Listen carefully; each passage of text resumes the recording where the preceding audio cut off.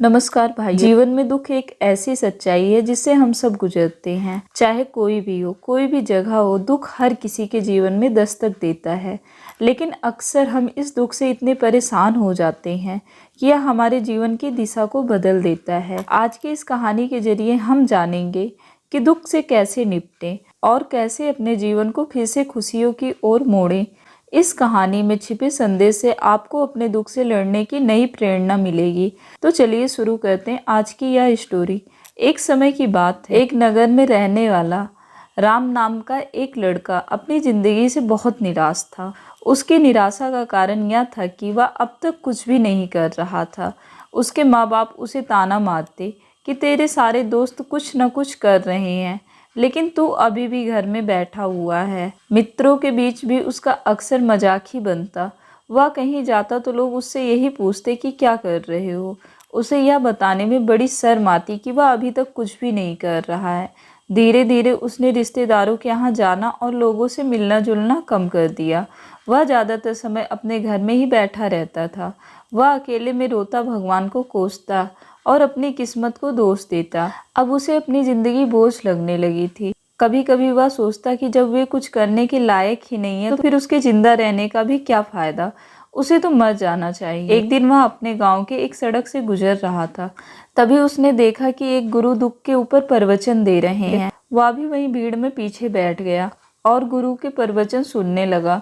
गुरु बोल रहे थे कि दुख एक गुरु की भांति होता है, जो हमें जीवन की सच्चाई दिखाता और हमें सही से जीवन जीने का तरीका सिखाता है। आप चाहें तो अपने दुख रूपी गुरु से जीवन जीना भी सीख सकते हैं और चाहें तो उस दुख में डूबकर बैठ के रो भी सकते हैं। राम भी गुरु की यह सारी बातें ध्यान से सुन रहा था, लेकिन उसे गुरु की यह बातें सही नहीं लगी। उसने खड़ा होकर कहा, दुख कुछ भी सिखा कर नहीं जाता, सिर्फ पीड़ा देकर जाता है।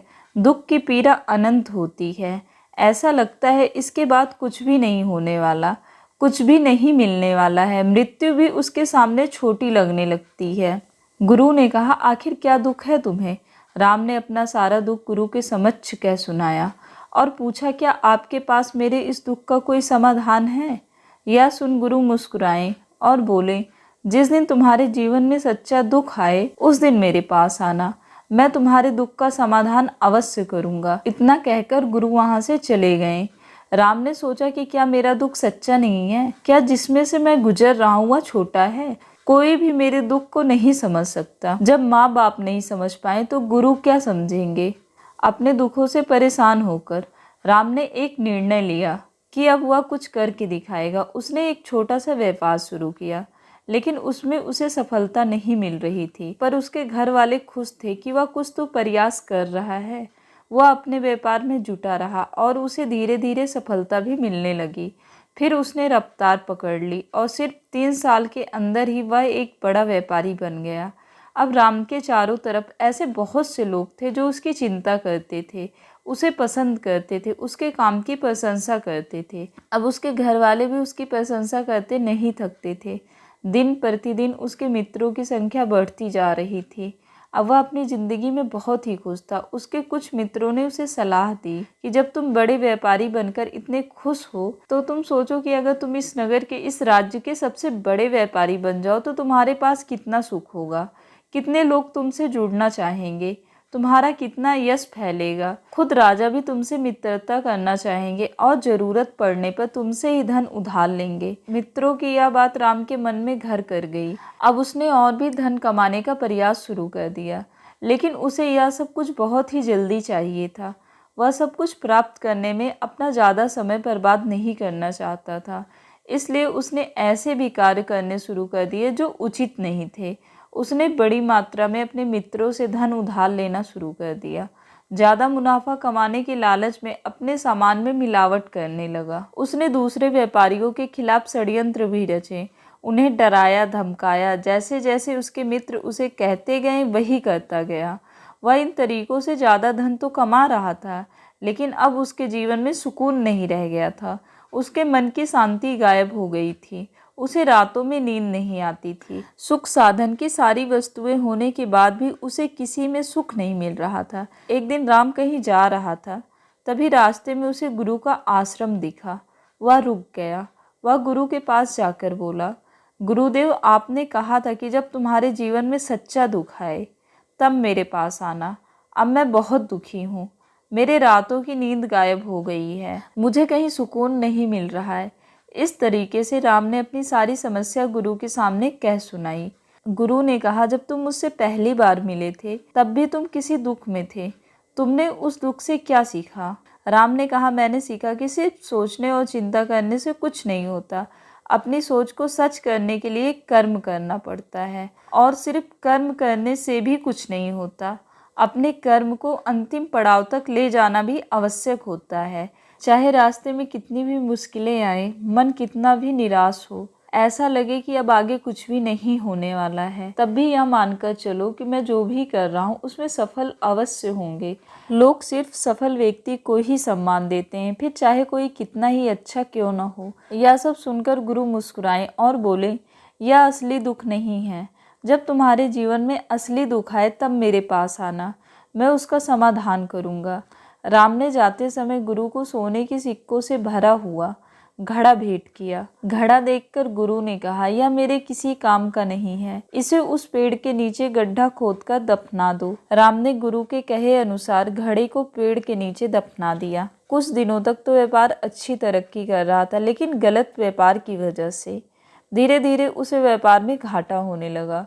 उसकी सारी धन संपदा धीरे धीरे खत्म होने लगी, और एक दिन ऐसा आया जब उसके पास कुछ भी नहीं बचा, और वह कर्जा भी बहुत ले चुका था। लेकिन वह निश्चिंत था, क्योंकि उसने सारा कर्जा अपने मित्रों से ही लिया था।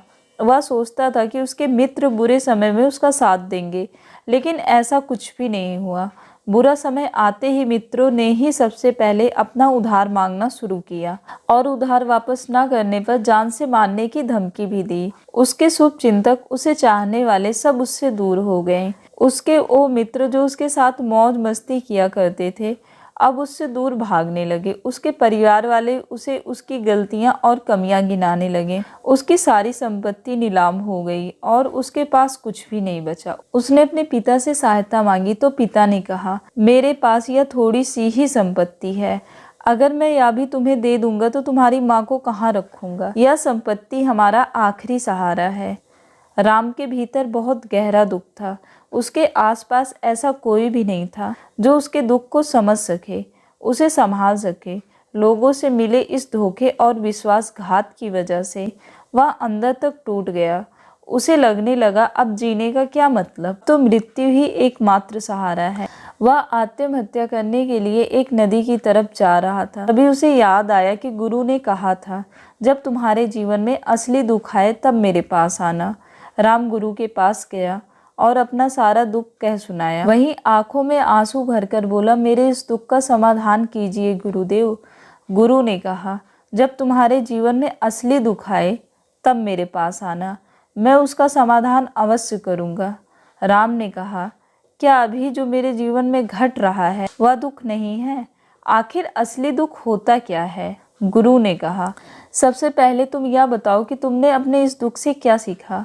राम ने कहा, मैंने सीखा कि जो लोग हमारी सफलता, हमारी तरक्की की वजह से हमारे जीवन में आए हैं, वह हमें धोखा अवश्य देंगे, क्योंकि वह बुरे समय में हमारे साथ खड़े नहीं होंगे। वह केवल अच्छे समय में हमारा फायदा उठाएंगे और बुरे समय में छोड़कर चले जाएंगे। भरोसा केवल उन्हीं लोगों पर करना चाहिए जो हमारे बुरे समय में, असफलता के समय में हमारे साथ खड़े रहते हैं। लेकिन ऐसे लोग बहुत कम होते हैं, पर जिसके पास होते हैं उन्हें उनकी कद्र करनी चाहिए, उनका अपमान नहीं करना चाहिए। मैंने यह भी सीखा कि कभी किसी के खिलाफ षड्यंत्र नहीं रखना चाहिए। ईमानदारी और धैर्य के साथ अपना काम करना चाहिए और कभी लालच नहीं करनी चाहिए। अपना सारा दुख और अनुभव बताने के बाद राम आंखों में आंसू भरकर गुरु के सामने बैठा रहा। थोड़ी देर बाद गुरु उठे और उस पेड़ के नीचे गड्ढा खोदकर वह घड़ा बाहर निकाला जो सोने के सिक्कों से भरा हुआ था, और उसे राम को दे दिया और कहा, जब तुम्हारे जीवन में असली दुख आए तब मेरे पास आना। राम ने गुरु को धन्यवाद दिया और उन्हें प्रणाम करके वहां से चला गया। उसने उस धन से एक छोटा व्यापार शुरू किया। अब वह एक छोटा व्यापारी बनकर भी खुश था। उसने पूरी लगन और ईमानदारी से व्यापार किया। देखते ही देखते वह अपने नगर का फिर एक बड़ा व्यापारी बन गया।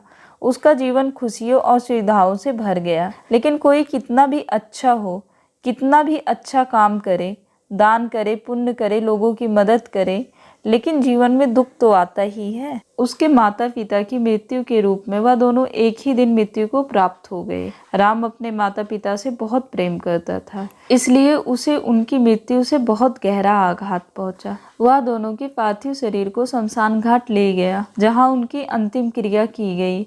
वहां उसने अपने माता पिता के शरीर को जलते हुए देखा तो उसका मन बेचैन हो गया।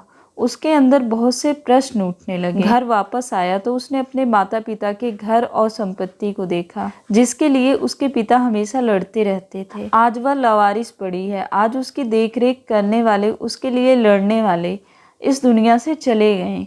उसके पिता ने जो भी कमाया था, जो भी बनाया था, वह सब यहीं रह गया था। एक दिन पहले तक किसी से भी अपनी संपत्ति के लिए लड़ जाने वाले उसके पिता आज खुद इस दुनिया से अलविदा हो गए थे। उसका मन इसी तरह के अनेक विचारों के भंवर में फंसा हुआ था।